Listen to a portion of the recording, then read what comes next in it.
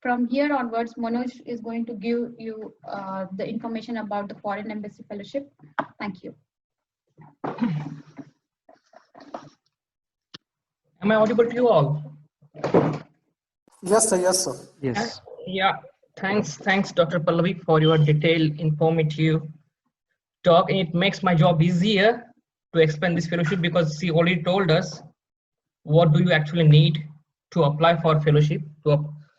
And now, here onwards, I'm going to talk about Foreign Embassy Fellowships. So here is the list of Foreign Embassy Fellowships, those which has good relation with these other countries, with India actually.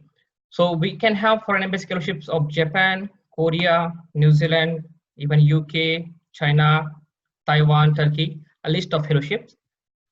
But the most important thing is how to look for these fellowships.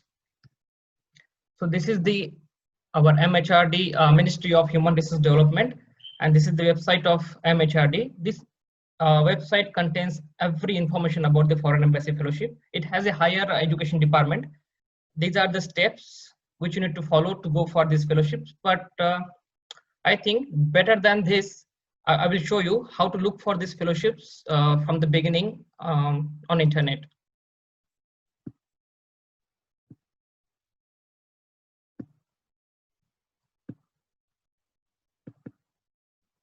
Just give me a second.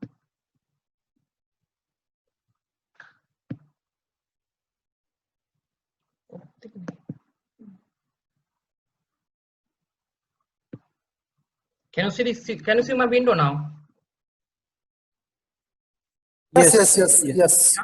So here you have to type Ministry of HRD. So in the Ministry of HRD,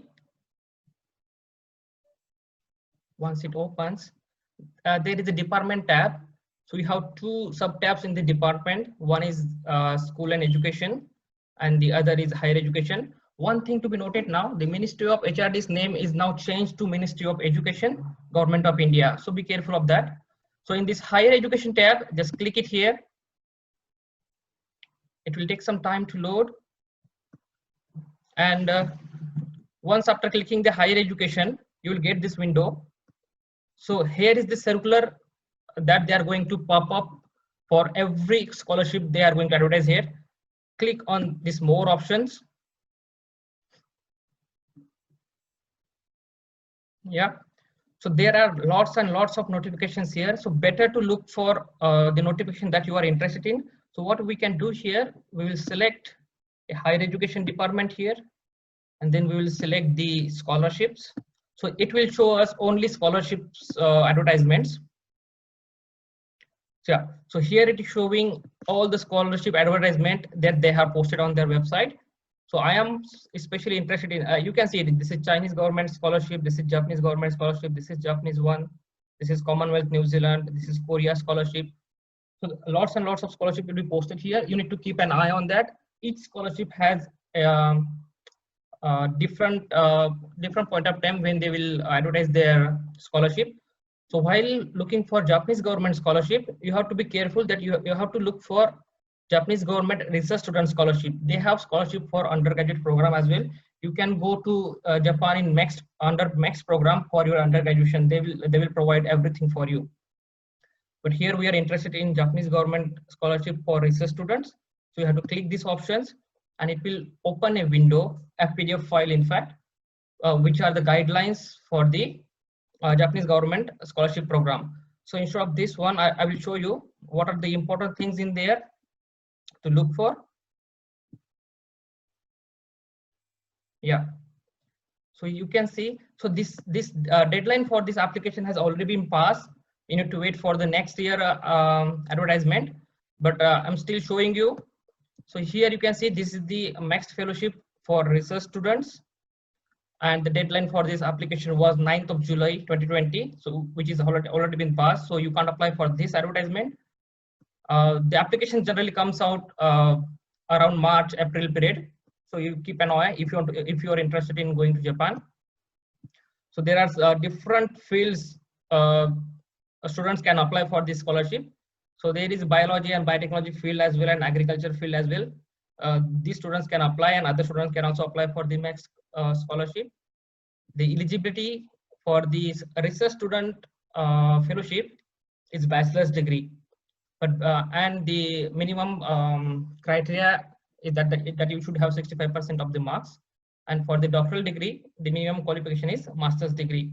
So better to apply for, if you are interested in going there just after bachelor's, you will get the extensions. You can do your master's there, you can do your PhD there. They have all the extension facilities available there. The age limit is 35. You should be below 35 years of old for this fellowship. So other things is the eligibility criteria. So your nationality should be of a nation which has diplomatic relations with Japan. So we are eligible for that, so we can apply. Your age should be less than 35 years of 35 years. That means you should be born after 1986. So next year, if you apply, that will come 1987. So be careful of that. And the other important thing is about Japanese language. It is not necessary that you should know the Japanese language before applying for that MEX fellowship, but it's always better if you know something. But if you don't know, still you can apply for this fellowship, because after going to Japan, they will give you some time period, like 6 months, where they will teach you about Japanese language and Japanese culture. So you can learn Japanese language even after going there. So don't worry about the Japanese language right now. Just go for it.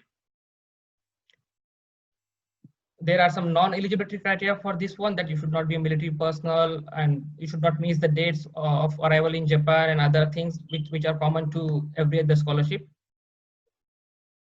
I have just highlighted few of these points here just to make it clearly visible. So one more important thing is extension period of the scholarship. So if you are going there for research student, so research student period is for 2 years, but you can go and apply for some PhD entrance examination after 6 months or 1 year, and then you can extend the fellowship for your PhD period as well. But if you are going there since your bachelor's period, you can apply for master's, and then after master's you can apply for your PhD. So I have mentioned these things on my slides as well to show you what we can get from these fellowships. So that will be easier for you to look there rather than here. And they will provide all the transportation charges. So yeah, so this thing, I have included on my slides as well. So I will show you it there. Yeah. So can you show my? Are you able to see my slide? Yes, it is viewable. Yes. Yeah. So this Japanese government scholarship program, it's a 2-year duration for research student program, and you are coming back. But if you want to do your PhD, you have to apply for the entrance exam of the university in the first year of your research student, and it will be extended for another 3 years. That means 1 year research student plus 3 year PhD program. That will make you your PhD program of 4 years. So all the allowance, they will provide all the living costs, the tuition fees, the travel allowance, everything will be covered under this fellowship. So this was the thing that I wanted to show you in that PDF file. So this is the process of application and selection. They will call for applications around April to May time in 2020. It was last year. So the next round will be first screening. They will ask for the research proposal, as Dr. Pallavi has already explained how to make it. And then based on that research proposal and your marks in your masters, they will shortlist few candidates, and they will ask for interview call. In that interview call, they will also ask for a provisional acceptance letter. If you have a provisional acceptance letter from some university and from some professor, it will be an additional benefit for you, and that will help you in your selection. Once the Japanese, they will have Japanese and English exams in Japanese embassy, and they will also have an interview based on the interview and Japanese and English exams. they will declare their secondary screening university results. After contacting the university, they will contact the university after our interview, whether this student is okay with you, are you ready to accept him for in your lab. Then they will declare their secondary screening results, and that will give you a notification whether you will be selected for scholarship or not. So one more thing that I wanted to show on slides is this thing that was available in the MEX guidelines as well. So you can go there as a non-regular student, that means research student, and then you can apply for the master's degree and doctoral degree, and that will be completed. So there are various ways how you can go there and how you can complete your degree. So for me, I went there straight away as a research student, and from research student, I went to my doctoral degree and I completed my doctoral degree from there. But still, you have a chance to do your master's PhD together in Japan, which is a very good option in, I would say. So the another option that I would like to suggest is, that is not a very straightforward option, it's very complex option. I saw many Chinese students in Japan, they follow this kind of options, in UK as well.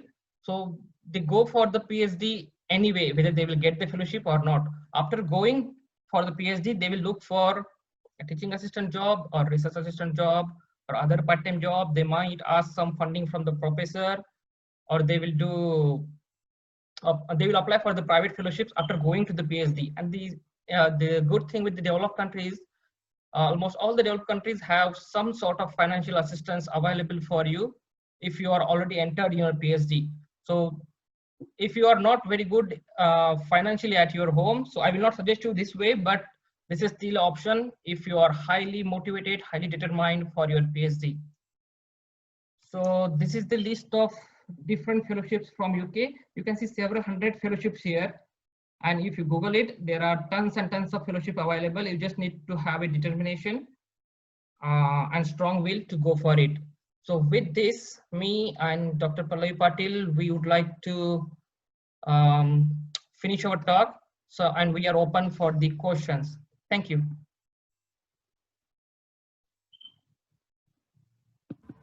Sir, can you differentiate between the acceptance and reference letter so that participant will not get confused? Okay, so reference letter is from your previous professor. For example, if you are a master's student applying for the PhD, a reference letter you will get from your master's professor.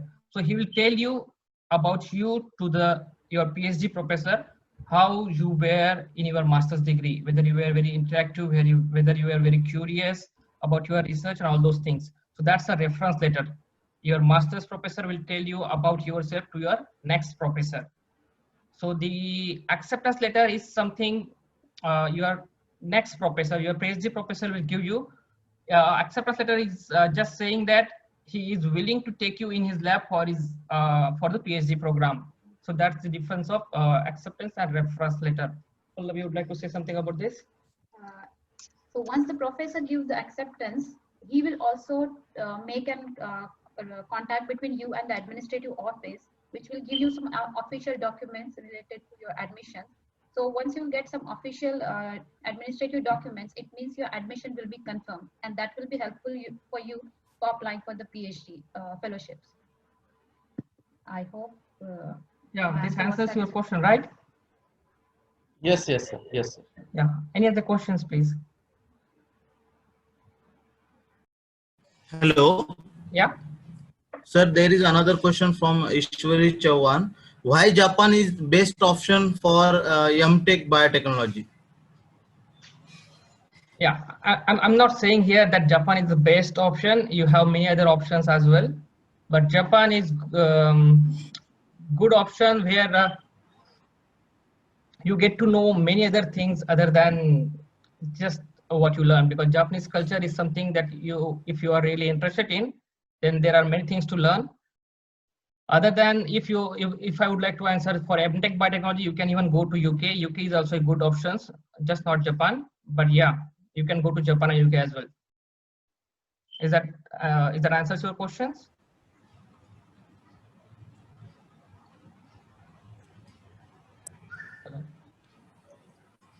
Okay, there is one more question. Yeah. Is the IELTS score necessary for next exam, next scholarship? Yeah, for because Japan is not a English speaking country, so these English speaking exam scores are not mandatory for max scholarship. Yeah, but still you need to go for English exam and the Japanese language exam in the embassy that they will carry it out. Okay, thank you very much. One more question is there. Yeah. One participant is asking that Tokyo Institute of Technology having a last date of proposal for PhD is 21st October. Okay. So is it correct information or? I haven't seen that advertisement actually, but yeah, there are two terms. If it's a university recommendation, you can the professors can apply for the fellowships 2 times a year, so it must be correct. Oh yeah, I think like there is a government scholarship. Every university also have some scholarship program. So Yeah. you can there may be difference in the date, final date according to the university. But for a Japanese government, you have only one date and only one that program is announced in a year. But for many like Tokyo University or Tokyo University of Technology or maybe Osaka University, there may be a different dates. Am I right? Yeah. Right, sir.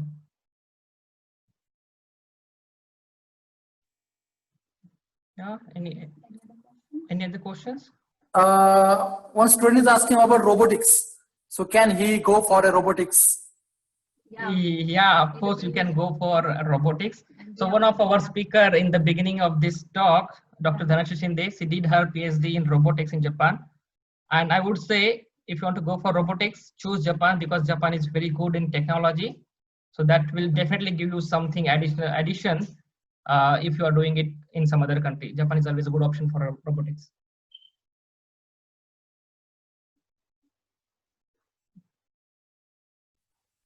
I think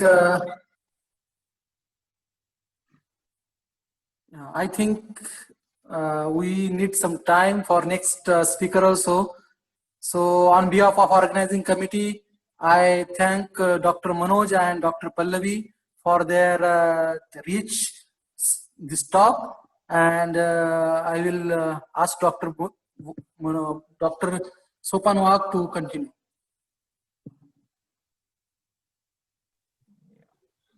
So our speaker is joining soon. Just wait for a minute.